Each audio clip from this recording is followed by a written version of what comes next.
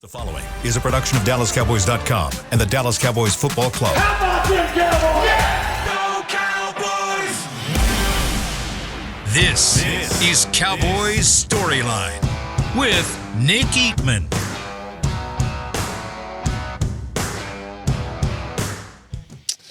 What's up? It's time for Cowboys Storyline. I'm Nick Eatman here, Friday, December the 8th, and it is just about time, about 48 hours or so to go. Cowboys and Eagles squaring off at AT&T Stadium. Rematch of the last loss the Cowboys had, losing to Philly up in Philly. Had a chance to win it, didn't. We took some positives out of that, at least I did. I thought there were some things that would help this team moving forward. Maybe they've used that to their advantage, or maybe they're just playing teams that aren't as good. Either way, the Cowboys have won 4 in a row. Philly coming off a loss. Bad loss to the 49ers. Cowboys have been there. They understand how that feels, and they've bounced back. We'll see if Philly does as well. We know you guys have a lot to say. Best way to do it is to call 888-855-2297. You can text 817-290-3298. All right. So we're not gonna waste a whole lot of time. I'm gonna have Chris tell me who's on the line. Chris, we have someone waiting? All right, Bob in Hawaii is up. What's up, Bob? How you doing, Nick? Good. How are you doing? First-time caller. All right. First-time caller. Not first time on this show. Not first time show. today. Today, I know you called Talking Cowboys as well. So you got something new for us? Got something different? You got more in the bag? Well, I do. All right. I have a story. I want to tell you. I'm going to try to make it as short as possible. All but right, I know please. you're going to like it. Please, yes. Okay. I had the pleasure of helping out on the sidelines for the Cowboys for away games from 92 to 96. Okay. I did about 6 or 7 games. All right. But the game that was the championship game against the 49ers that we lost. Okay. And I did Barry Switzer's headset. Okay. So I could hear everything going on. Oh, wow. And when the Cowboys were, down 21-0 right away. And I tell you what, Michael Irvin, Nate Newton, I have so much respect for those two on the sideline. They would not let that team down. They just were yelling the whole time. Right. But anyway, as you know, pass to Michael Irvin. We're finally back in the game. It looks like we're going to make this comeback. Right. Long pass, Irvin on the 3-yard line. Dion interferes him. Everybody goes nuts. Switzer goes nuts, throws his headset, which I caught, by the way. And then, bumps the referee. They get the penalty, and basically they lose the game. Okay, here's the rest of the story. I was in the restaurant business 30 years. I had a restaurant in Denver called Stars after the Cowboys. A lot of my investors were Broncos and other sports guys.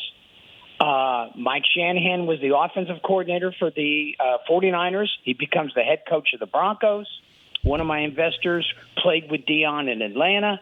They invited him into the restaurant. This is when they were trying to recruit him. He's in my little skybox area that we had, a private room. So they're all up there. I go up there, pretty dumb of me to do this, but I did it. I put a VCR tape in. It starts playing. Shanahan looks up at the screen. He goes, "What's that?" I said, "That's when Dion interfered Michael Irvin." And Dion goes, "Yeah, I did, but they didn't call it." Yeah.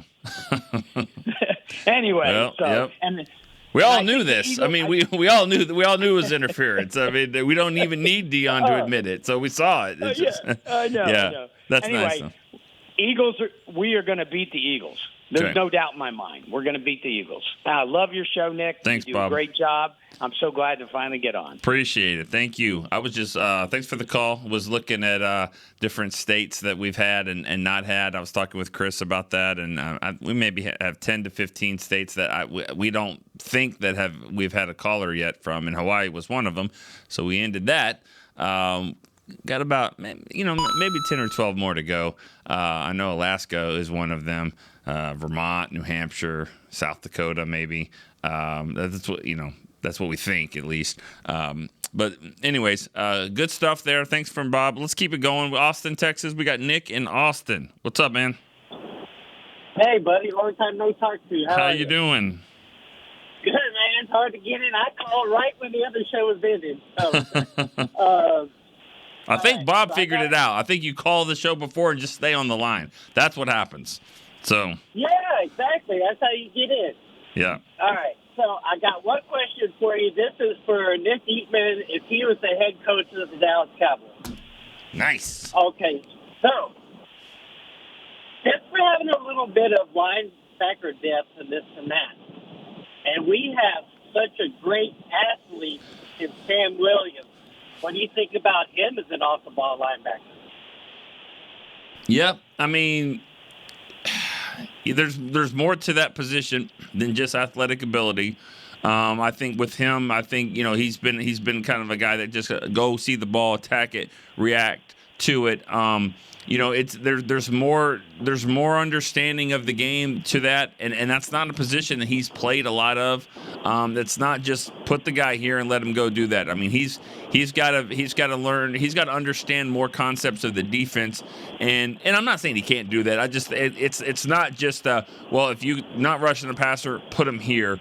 There's more to the position, and we're seeing that we saw it like with guys like Keanu O'Neal, Anthony Barr, those players like that you think, just put them here, and there's more of an adjustment than you think. I don't think he can't not do it because this guy's running around on special teams. He can learn some things. Yeah. He can figure it out. He's got the ability to do it. I just don't know if this is a December fix. I think it's more of an off-season thing, but I think he can do some things like that, and they need to be creative with what they do with Sam Williams. They're gonna have to figure this out heading into year 3. He's got to do something more than what they're doing, I think. Exactly. That's why I had that question for you because it would give him more playing time. Yeah. And he's got so much athletic ability. I don't know about his football IQ. That's the thing, like you're talking about. Well, yeah. I mean, and let's be honest about it. If we're really going to be honest with this guy makes more penalties per snap than anybody on the team. I mean, he's I think second on the team in penalties behind maybe Tyler Smith. Tyler Smith plays every snap on offense, and Sam Williams does. So. See, he's got to figure out that. He's got to clean that up a little bit, not be as aggressive. Be aggressive, but not as aggressive to get you a penalty. That's that fine line that Donovan Wilson has walked it before. Sam Williams as well. That they need to be a little bit more careful with the penalties. So if he's playing every snap, that you don't want that to be a detriment to the defense. That's true too. One quick question before I go. Next year, and I know it's a deal for next year, but if you were the coach again, what would you do? Because when Diggs comes back, they're going to have to make a decision. If it was you, what would you do with Bland? Would you flip him to the left, or would you put him back in the slot? Your thoughts on that, and I'll let you go. Thanks for your time. Okay. With Bland. Bland and Diggs are going to be your outside corners. I think that we've seen enough there that's where Bland is going to be the best at. That's what I believe. The next few games, he gives up some plays, he makes some plays. I don't know if he's going to make as many plays from the slot position. So that's one that obviously you're gonna need to see.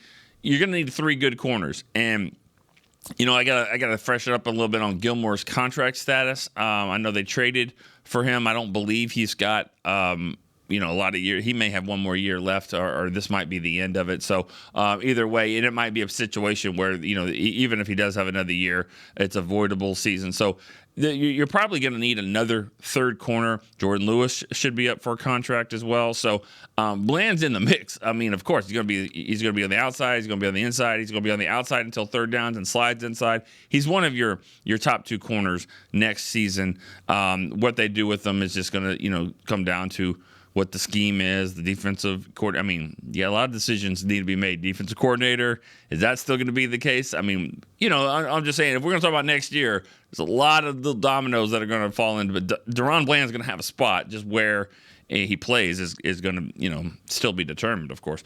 All right, let's go to Tim in Grapevine as our next caller. Tim. Nick, I'm so excited for this game. All right, man. Man. And I'm also excited for the Dolphins game, but this game, this is going to be like a heavyweight fight. So I wanted to ask you, and I'll give you mine too, but I wanted to ask you, what's your favorite play or moments from the Cowboys-Eagles rivalry? Favorite play or moment? I tell you, when Emmett busted through the line there in the pouring rain back in '93 to set the Cowboys all-time franchise record at the time, I think it was like 237 in rushing. It was just a crappy game, and it was on Halloween '93, and it was just a bad. He couldn't throw the ball, but Emmett just kept running. Finally, just busted through the line and took it for the house. I mean, that's just one. I mean, I could name thousands, but I mean that one is one that I just remember. I mean, I remember Emmett going right through the line. I remember being at Dion's first home game, Cowboys and Eagles home game, and they ran a reverse. He was not the punt returner. Kevin Williams was the punt returner, but he was at the corner that looped around, and they reversed it to him, and he got like a 40 or 50-yard return.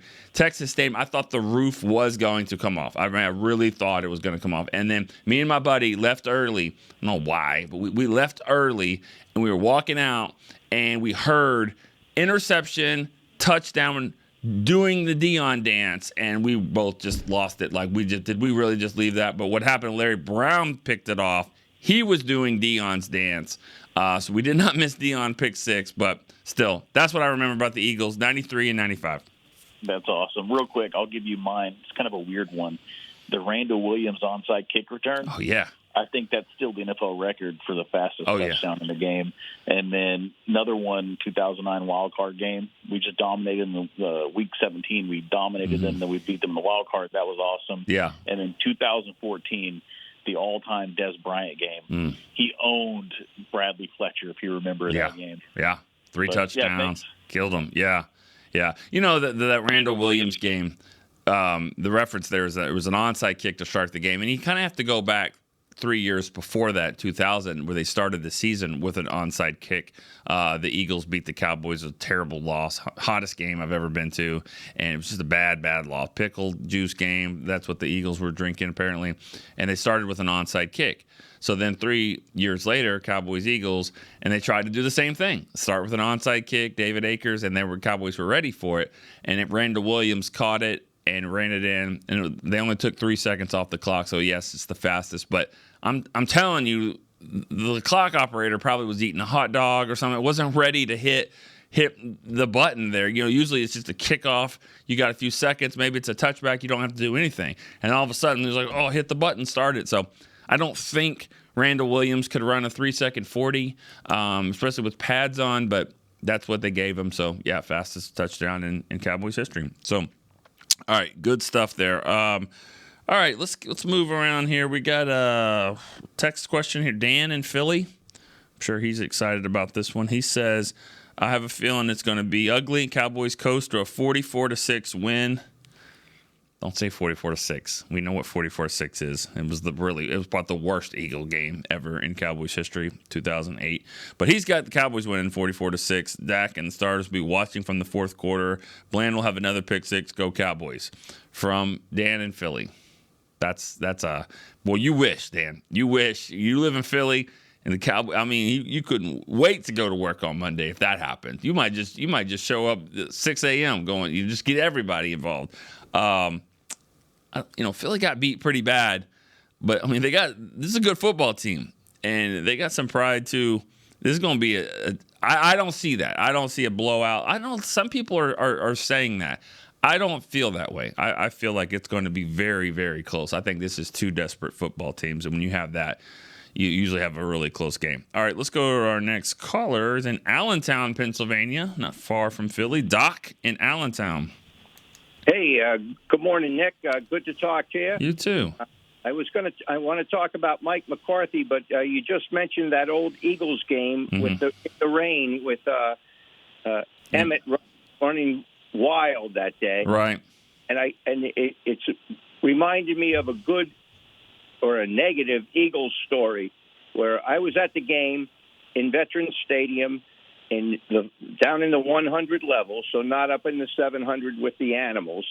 But there was a guy, and it was a black guy dressed up like in a cowboy stuff. Like, I forget the guy's name, like Dancing Harry or whatever his name was, that always came to the Cowboys games. This was the Philadelphia version of him. He had the cowboy hat on, all the cowboy colors, and he was just cheering wildly the whole game for the Cowboys, not saying anything negative to the Eagles. And 4 white guys beat the hell out of this guy. And then the police come running down, thank God. And who do you think they arrest? The black guy. And I went up to him because I was an assistant district attorney at the time, and I said, "You got the wrong guy. Arrest these 4 white guys. That's who did this attack." And they wanted to arrest me. Yeah. So that's just one Eagle story. Not a good story at all. Hopefully we've progressed a little from there. So, what do you got from the game? No, I want to talk about Mike because Mike McCarthy, I thought, was a great hire. He was coming off of that year off where he had studied everything. And now I know the first year was COVID year and he had the bad defensive coordinator. But, since then things have normalized, and I'm just happy for him. I'm praying for him that he gets quick recovery. I wasn't in 100% agreement with his decisions last week, but he's a breath of fresh air to this team. I think we had 10 years of Jason Garrett. How we doing, guys? When we got beat 35-7, and I just couldn't take that anymore. I can't even watch Sunday Night Football pregame because I just can't see him anymore. But I love Mike McCarthy. I'm wishing him a great recovery. I think he'll be back, even if he's not back on the sidelines, up in the booth or wherever he is. I love this game against the Eagles. I don't know that it helps us in the end run because they lost to the Jets and we lost to the Cardinals. So that's an NFC loss. So I don't know that. And they have the Giants twice still to go. Yeah. So, and we've got – and I'm also bad luck for the Cowboys because I was at the Phoenix game or the Arizona game this year, and I was at the Eagles game. I took my son, who's 25 years old, and I've had him to about 18 stadiums in the country to see the Cowboys, and never took him to the Eagles for kind of the stories that I just told you. Yeah. But I finally took him, and we had that incredible almost finish. So I got tickets to Buffalo and to Miami. Well, I'm sell them. Miami. You're bad luck. So Yeah, I am bad luck. So I might miss Buffalo.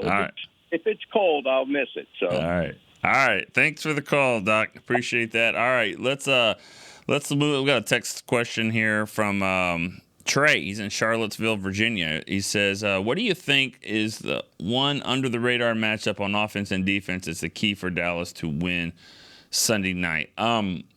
Let's see what the Eagles' tight end situation looks like. I mean, Dallas Goedert is supposed to come back and play. That doesn't mean he's going to be like his normal self. I mean, but if he's ready to play, I mean, he should be a difference maker. I think that's one where, they have 2 really good receivers, but you put a third guy in the mix or a fourth guy, that's where you really are challenged. I thought that we saw that with Seattle the other night, the Cowboys, with them having 3 receivers that really did affect the game. So the more weapons you throw out there, so that's one I think for sure that, I would say under the radar from the Cowboys defense on their offense. And then, just I don't know if it's under the radar. I mean, he touches the ball every snap, but I mean, I would look at Biotish too. I mean, Biotish there at center, for them to do what they need to do and be balanced, he's got to play well. He's got to be the guy that they got big monsters in the defensive line for the Eagles, and he's going to have his work cut out for him, like he does in all games. But and he plays well, but he's got to really hold his own there in the middle. All right, let's go to Greg. He's in Sacramento, California. Greg. Hey, good morning, Nick. Morning. How are you doing? I'm doing well. I want to start off by I want to give a shout out to this Cowboys fan base. Yeah. We have one of the most knowledgeable fan bases around. Like I have friends that like a lot of different teams, and a lot of teams don't even know anything about their team. But our fan base, we're real knowledgeable. So I want to give a shout out to them first. or to all of us, I guess, first. Yeah. And then I have two questions. I have an offensive question and kind of a defensive question. Okay.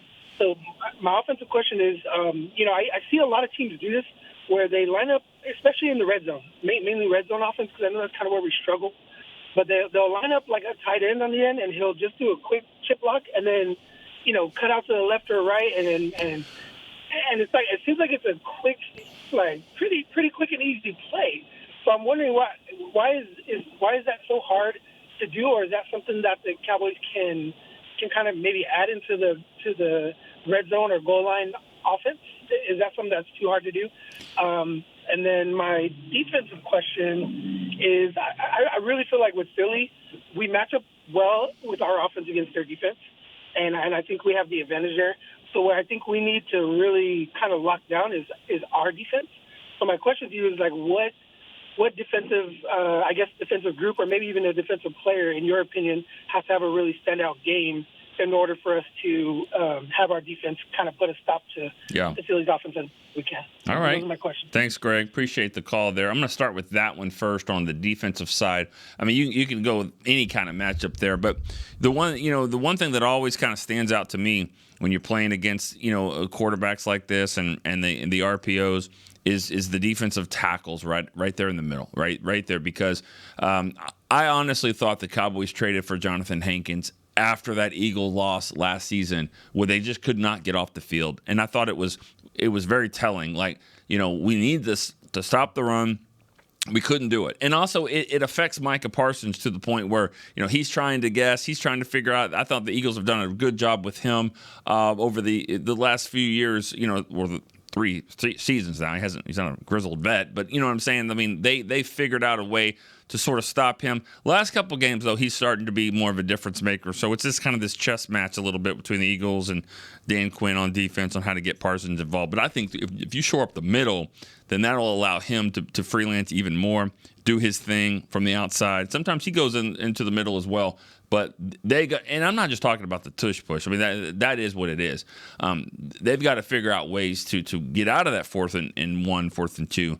But I think it starts right there in the center. If you can stop those guys, Hankins, Osa, I mean, right there in the middle, Golston plays in there, Mozzie. Those guys really have to shore up the middle. That's the one for me. And then on that tight end chip in the goal line play, it's just things are moving so fast there. That's usually more of a down the field type of play because you want to kind of show max protect and then boom, be able to kind of chip out. But when you're down there in the red zone, I mean, the safeties aren't very far back. I mean, where are they going to be? I mean, they're there, so they're not protecting against the deep ball because there is not a deep ball. So that everything's just so quick, so condensed right there. Your corners are there. You need a quick moving play. So if you can do it quickly, that's fine. But then you get your tight end out in the flat and he catches it on the 5 and everyone's still right there. And then they go and make a play. So I see that play a little bit more inside the 20s, in the middle of the field more, where you can have things a little bit more spaced out. So. All right, but good calls, good questions, and I love. And you're right. This is a very knowledgeable fan base. That you guys, I mean, very, and I think a lot of it is, whether it be this website and our podcast, and be able to listen to a lot of stuff. You said teams don't have that. I mean, I know that other teams aren't having 7-8 podcasts a day like we are, and I'm not saying we're the reason for people are knowledgeable. I just think that, there's just a lot of resources when you talk about the Cowboys, whether it be on this site, other sites. There's just a lot of competition out there on how to get Cowboys news. And so everyone's talking about it. Everyone's talking about the Cowboys. Everyone's engaged, and it makes it a lot of fun. You guys, the callers here, I mean, you guys know what you're talking about. It makes it a lot of fun for me. So, all right, let's go to our next caller. Will be Chris in Georgia. Hey, Nick. How you doing? Happy Friday. Hey, how are you doing, Chris? All right, not too bad. Just a couple of comments and a question. So, normally when these games come up, I have this really queasy feeling. When they played the 49ers, I didn't feel really great, and I didn't really feel good, too good about, the last Philly game, but I'm feeling kind of at ease, not, crazy confident or anything like that, but just at ease especially with the way the offense is cooking. And I just think that Philly, when they played Philly the last time, the offense just wasn't clicking, totally, even though they did move the ball up and down the field, but it's still towards the end, they kind of fell apart a little bit there. And so, like I said, I just feel, more confident with this game coming up and not so uneasy. Just a quick comment about Deron Bland and the Seahawks game. Although I was worried, I knew he was going to get back. Yeah. I knew, because, Mac Jones did the same thing. He kept trying him. I said, you're going to do the same thing? And I said, and Bland is going to get you. And that's exactly what he did. And so along the same lines with the Seahawks game, any suggestions that you might have, not that the coaches were listening, but, I understand they were trying to get to Geno, and he was getting the ball out really quickly. But the pre-snap penalties, man, they seem to just, shoot themselves in the foot so very often.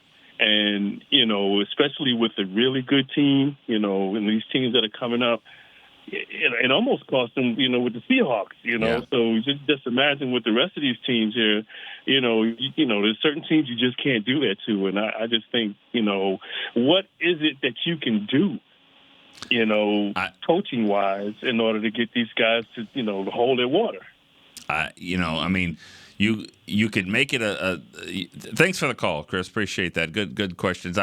With what you can do, there's not a lot. You're not suspending people. You're not, fining them.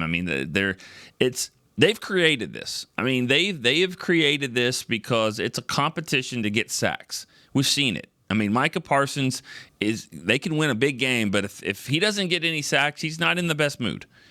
He's in a great mood if he gets 2 sacks, 3 sacks, whatever. It's all, and that's everybody, everyone across the board. They all want. That's how they're judged.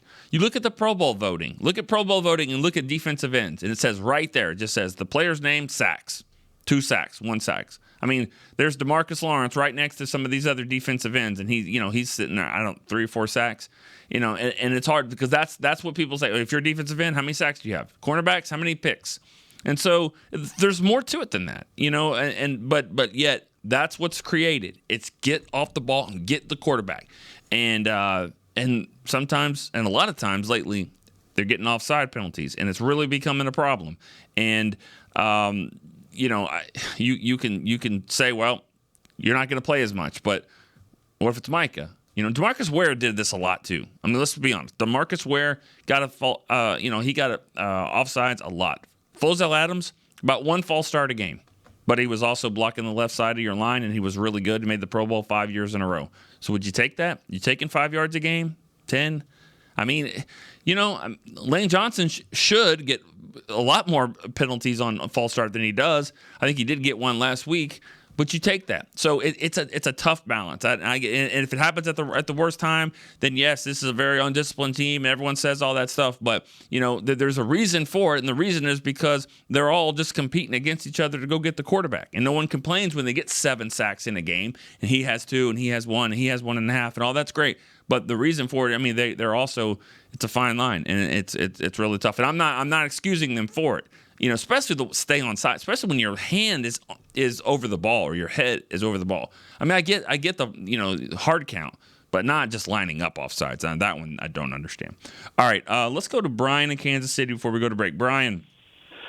Hey, Nick, how are you, sir? I am great. What's going on with you? Man, I'm just digging this this TV with the app. I'm just digging this thing, man. I'm watching everything you guys put out. That's great. You got a smart TV, just real quick. Brian got a smart TV yesterday, and when he did, he loaded up the app. The Cowboys app is on there. You can get everything on the Cowboys app, all the shows, all the podcasts, all the videos, all of it. So, yes, sir. And if you're out of market, you can watch the pregame and the postgame you pointed out to me yesterday, which I didn't know. Yep. Yeah. Love it. Yes, sir. So,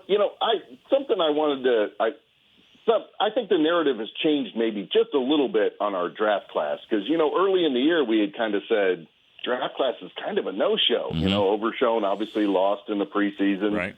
And, Mozzie Smith came on a little bit a couple weeks ago, and defensive tackles, from a fan's point of view, watching TV copy, that's kind of hard to judge because they don't get statistics unless you're on one of those sites that gives you ratings or whatever. But I saw an article the other day that said Schoonmaker is been on the field quite a bit more, and he's blocking his butt off, and he's been graded out really well in both pass blocking and run blocking. And then, of course, Jalen Brooks had a game. I don't know how many games ago that was. But it was 2 games ago, right? Right. Two, Giants, 3 catches. Giants game. Yeah. So I think Awesome Richards has played twice. Am I right about that? Yeah. So I just wondered, coming up on this big game, and it seems like we're getting on a little bit more contribution. They're not a no-show anymore. And I just wanted to get your opinion on that. Yeah. And go Cowboys. Let's get it done on Sunday, huh? All right. Sounds great. Thank you, Brian, for the call. And I'll answer that before we go to break here. Yes, the little bit more contribution here, but also, you can knock on wood on this, but look at the guys that are out there and go, all right, well, Awesome Richards, he's not playing much at all. Well, that's good. Right? I mean, Tyron's starting and Terrence Steele's starting, and your tackles are playing. You're not, having a lot of offensive line injuries at this point. So that's good. Same with Fehoko. He's on injury reserve now. He couldn't get on the field. I mean, there's so many guys ahead of him. Schoonmaker, he's starting to play some. He's starting to catch the ball a little bit more. Mozzie, first round pick. I mean, you would have liked him to play a little bit more, but let's also remember, Hankins is playing well. Osa's playing out of his mind. Osa has a chance to probably get some Pro Bowl recognition. He's playing that well. So it's just hard for these guys to get on the field. And it's not really a knock on them. And also this Cowboys draft, the scouts, the front office, they draft well. They have a really, really good pedigree when it comes to drafting, especially the last 10 years or so. So I think it's a product of the roster. It's been really good. This is a really good football team. It's going to have, double-digit wins now. It does have double-digit wins basically 3 years in a row.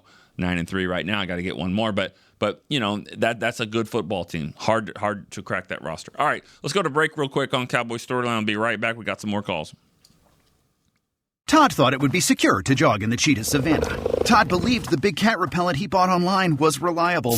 And now, Todd is trying to be faster than this cheetah that can run 80 miles per hour. But the good news is, Todd has AT&T 5G that is fast, reliable, and secure. And he learned the best thing to do is stop running and toss her the backpack with the beef stew. AT&T 5G. Fast, reliable, secure. It's not complicated. 5G requires compatible plan and device. 5G may not be available in your area. See att.com/5G for you for details. Cowboys fans, after that move, we've just coined the term Rowdy Replay. Let's roll back the tape. Okay, there's our mascot Rowdy cheering on the boys. And now he's on his phone, on his Bank of America mobile banking app? Staying on top of his finances with his virtual financial assistant, Erica. Bank of America's digital tools are so impressive. Cowboys fans just can't stop banking. Learn more at bankofamerica.com/can't-stop-banking. Erica is only available in the English language. You must download the latest version of the mobile banking app, only available on select mobile devices. Message and data rates may apply. Member FDIC. Welcome back into Dear Doctor, the show where I answer life's questions with an ice-cold can of Dr. Pepper. Sheila, let's hear from our next caller, would you? Dear Doctor, my friend supported me during a tough time, but what's the right gift that says, thanks for being a shoulder to cry on? Okay, this one's easy. I say give her a delicious Dr. Pepper. Nothing says, thanks, girl, better than a one-of-a-kind soda. Yes, any Dr. Pepper flavor will do. Now, just a reminder that I don't need to be a real doctor to know that Dr. Pepper is the one you deserve. They say champions are remembered, but legends are never forgotten. United Ag and Turf offers a winning lineup of John Deere equipment built to tackle any challenge on and off the field. Legendary John Deere tractors, combines, residential mowers, commercial mowers, compact construction equipment, Gator utility vehicles, and a full line of golf and sports turf equipment. United Ag and Turf, the official Ag and Turf equipment supplier of the Dallas Cowboys. Visit UnitedAgAndTurf.com to find a location near you. Back to Cowboys Storyline. All right, back here on Cowboys Storyline. That's what I love. about the producer here, Chris Beam. He always provides some great stuff that he sees on social media. And this one, Dak Prescott. If you haven't seen the Twitter post, just go check it out.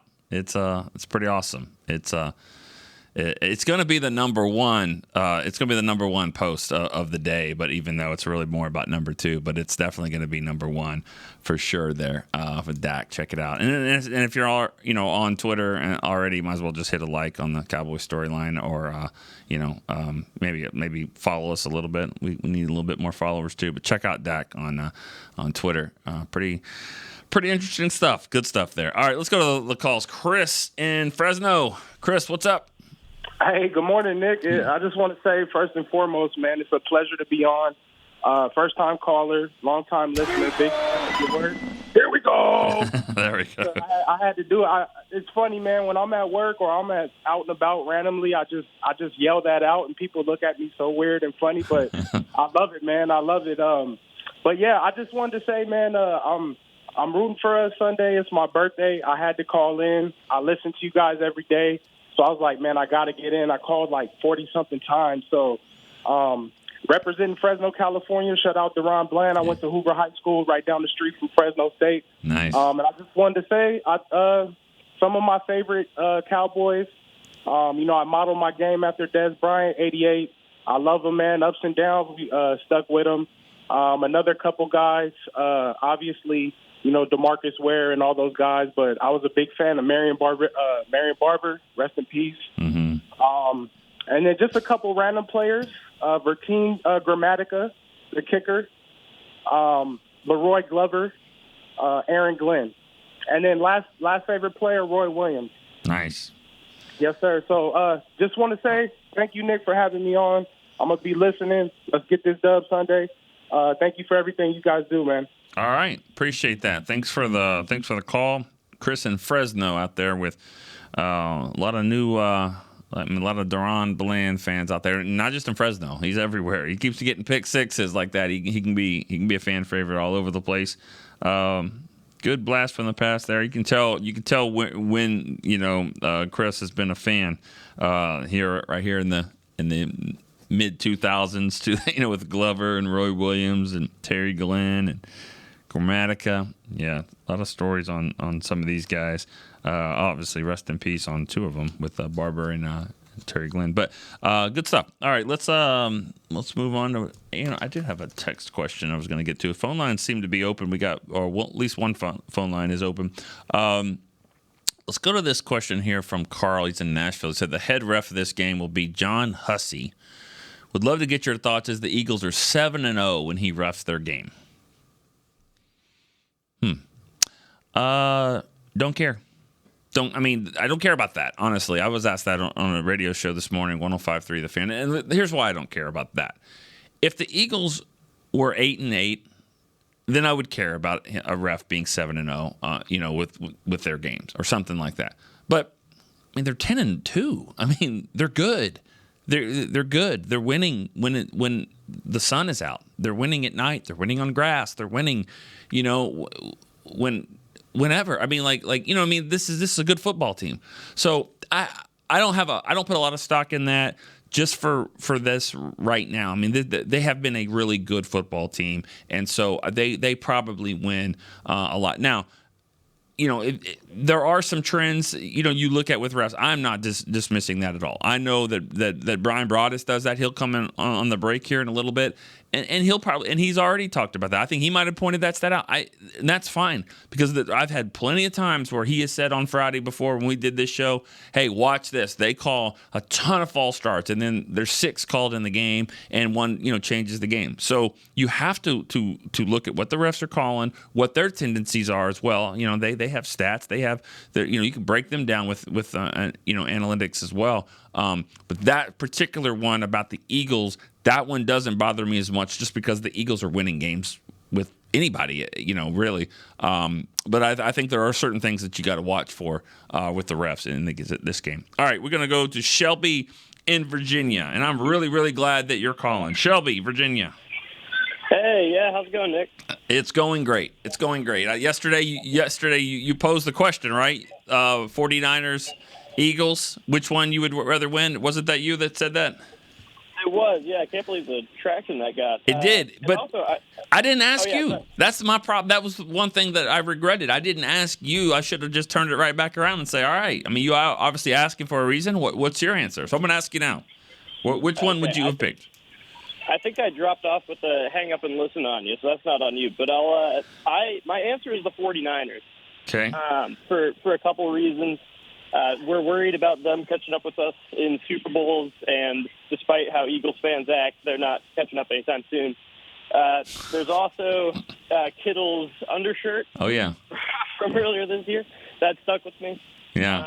And then the wild card loss, divisional loss, and then if we do match up with them in the NFC Championship, it would just end us to lose 3 consecutive and be the reason they went on to the Super Bowl. So those are that's my criteria.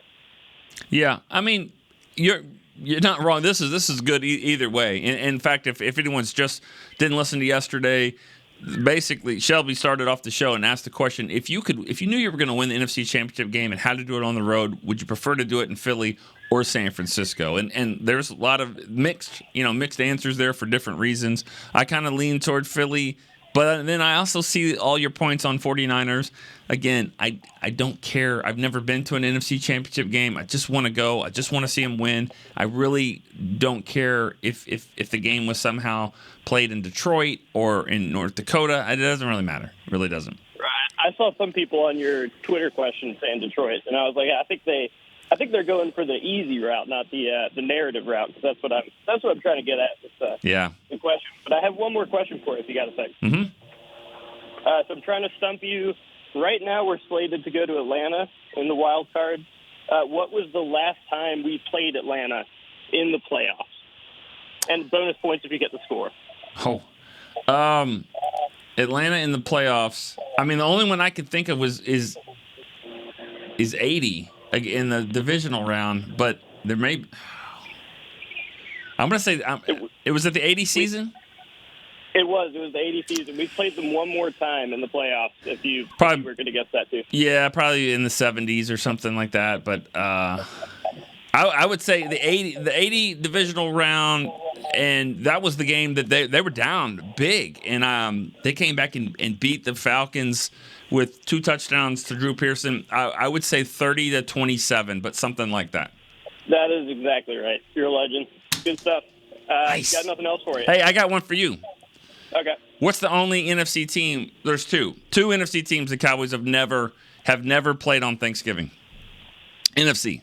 One of them's pretty easy if you think about it. They've never played them on Thanksgiving. You got it? Oh, fascinating. Oh man, that's gonna take me a bit. Let's see. Have we played Green Bay? See, here's the problem. I'm 24. Yeah, so yeah. My really does not you're cooked. But I'll say this: you've mentioned both teams in this call, so I'll just say it because it's not good to have just dead air on that. But obviously, Detroit is one. The Cowboys have never played Detroit. Detroit plays their own game, so they have not played Detroit. And the other one is Atlanta. Atlanta. All right. Atlanta. Okay. All right. Sounds good. All right. Thanks for the call, Shelby. Good stuff. Yeah, absolutely. Thanks for having me. All right, you too. All right, let's keep moving here. We got a nice tour walking through here. As always, you get tours every day, but definitely on Fridays, get a lot of people walking through here. Good stuff. Let's go, Frank in Ohio, our next caller. Frank. Hey, Nick, it's Frank. How you doing? Caller. Here we go. First caller. Yeah. All right, go for it. I don't want to be like your nemesis, Rob, there. Nope, love Rob. I know, me too. Yeah. But I just want to wish you guys a Merry Christmas. Help you guys. Hopefully the Cowboys can win out and do something in the playoffs. And then also, I discovered you guys when I was in Afghanistan back in the summer of 2007. Wow. I had a fiance that just left me. I was kind of feeling down, and I went to the little computers, and I was like, well, I'll check up. At least I like the Cowboys. I love the Cowboys. So I'll check up on them, see how they're doing. Started listening to the podcast, been hooked ever since. Great. You guys are like freak celebrities. Hey, we'll never leave you, Frank. Ever. Yeah. No, yeah, for sure. Yep. No. But But let me say this though, not to make jokes of anything, but let me just say this: I appreciate what you do, and being in Afghanistan, and obviously, the stuff that you do is way more important than anything here. Just talking football. So certainly a salute to you as well. Yeah, thank you so much. And just want to say, I don't know about wrestlers, but Undertaker was always my guy, and go Cowboys, and love the show. I was iffy about it at first, like some of the guys, because it was off to a rocky start, but I thought it's been really great. You guys do a great job. Thanks. Appreciate that. It's funny you say that about the Undertaker. So recently I just went to a game, Oklahoma State, Texas, for the Big 12 championship game, and I was going with a friend of mine. I don't really care either way. But wanted to see Texas win. A lot of people around here that were excited about it, so I was kind of pulling for them. But went to the game and I was there to have fun. And the Undertaker was like one of the celebrity coin flippers. I guess there's a Big 12 and WWE alliance there. They have a belt for the championship and all that. There was a few stars there, but the Undertaker. And then at halftime, Nelly played, and I'm sitting here thinking like. There was a time when the Undertaker was the one that was the lead guy at WrestleMania, and I'm sure Nelly's sold out many concerts, and now they're kind of just a sideshow to this college football game. So still pretty cool, and it was fun to see that. All right, moving on here, we got Ed in New Jersey is our next caller. Ed. Hey Nick. Hey. I got a story that I think you'll appreciate because you have a great memory of Dallas games. Mm-hmm. You remember back in 2005, 4 or 5, they had one of their worst defeats against Detroit at home. In 2005? Somewhere around there, yeah. Well, what happened? I think Detroit beat them. They laid 17 points on them in the fourth quarter. Oh, yeah. I think it was 2006. 06, okay. Yeah, is that Romo was the quarterback, right? Yeah. Yeah, it was they weren't good. I mean, the Detroit was bad, 2-14 or something like that. And Roy Williams, that probably was a double whammy because that probably is one of the reasons Jerry was like, we got to get this guy. But yeah, Roy Williams. Yep, I do remember that game, 2006, late in the season. They lost 39-31. Yikes. Yeah, I mean, I was in a really bad mood after the game, and guy I worked with was at a trade show. I knew he was down in Dallas and sent him there, and I didn't go. I was thinking about going to the game. I remember when the game was over, I turned to my brother and said, boy, am I glad I didn't go to Dallas because I would have gone to the game and I would have really been aggravated. And the guy that went there always kind of gives me the business he's from Pennsylvania, about the Cowboys, and about 2 hours later, I get a call. I see it on the phone. It's like, if this is Steve, I'm telling you he's fired. And I pick up the phone, and the guy on the other end of the phone says, hey, this is DeMarcus Ware. I met a guy, Steve, here, and he says I should give you a call. And I said, all right, whoever you are, tell Steve it's not funny, and he's fired. And I hung up. Okay. 10 seconds later, I get a text message, my friend Steve with DeMarcus Ware, a photo of it. And it's like, oh, my God. Wow. And then 10 seconds later, I get a call back. It's DeMarcus Ware. He says, okay, Steve's fired. But he says you still want to talk Cowboys. Nice. And so you hung up. Met him in a restaurant. So you hung up on DeMarcus Ware? Is that's the story? That's the story. I hung up on DeMarcus Ware, and he called me back. And he called you back? Yeah, he called me back after I hung up. Wow. Nice. Yeah, he was such a great guy. We made figurines of players. That's what we were doing in our business. And so Steve had met him at a restaurant and kind of showed him the figures that we did of him. And he was so happy with it, and he wanted to talk to me about it. And it was like, wow. It was just, to me, it was unbelievable that I hung up on the guy. Yeah. And he just kind of laughed about it and called me back. That's cool. That's a good story. Yeah. He's a great guy. All right. Appreciate the call, Ed.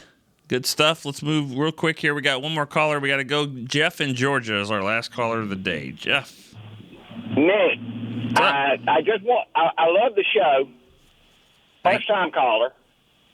And there we go. I wanted to call in and take a little trip down Cowboys memory lane with you and see if you remember. Okay. Do you remember the Dallas Cowboy weekly newspaper? Yes. I was a subscriber to that back in the early 80s. Mm-hmm. Me and too. That back in the day was like the Dallas Cowboy website before there was ever a Cowboy website. Yeah. Each week you got a newspaper in the mail, and it went over the previous game of whoever the Cowboys played, and it was just full of information. And I just wondered if you ever remembered that newspaper, because it was the greatest thing in the world for a kid living in Georgia. Yeah. To get that each week. And I think during the off season you got it once a month. Yeah. Oh, we got it. I was in Oklahoma. I got it, and I would probably have it cut up and put in a scrapbook before my dad would be able to read it. Yeah, I would cut out the pictures and stuff like that. 100%. I would have it. And to this day, I've said this story the other day. To this day, when I can close my eyes and think about naming all of the teams in the NFL, it's because of that back page of it when they had all the teams and the scores and their their results at each week. So I had the divisions lined up in my head just based off of that newspaper. But yeah, I loved that. And I actually wrote for it when I first started working here. I actually would write some articles for it. When it was still going. Really? When did it end? Oh man, you got me on that. I would say, I want to say 2007 or 8. I think when Wade Phillips was the head coach, I think we did have one, and then I think 2008 is when it went to a magazine. Went to the magazine, the Star magazine, in 2008. So that's when it kind of shifted over from newspaper to magazine. So yeah, but I hear fans calling in all the time saying they were Cowboy fans in the 60s or since the 70s. Do you remember there was a center? It was always a cheerleader spread. Nope, don't remember that. Nope, don't remember that at all. Nope, don't even know what you're talking about. Nope. You have to know what I'm talking about. Football. There was always well, I just wanted to say I'd been a Cowboy fan for so long. I had a bikini picture of Kelly Feinglass. Oh, wow. Okay. All right, man. Well, this is a good way to end it. All right. Good call. Appreciate the call, Jeff in Georgia. Good stuff as always. We got to get moving. Cowboys break is coming up next. Thank you to everyone who's called for this week and obviously today. For Chris Beam, I am Nick Eatman. We will see you. We'll see you Monday after the Cowboys-Eagles game. Hope it's a win. We'll see what happens. See you. This has been a production of DallasCowboys.com and the Dallas Cowboys Football Club. How about this, Cowboys? Yeah!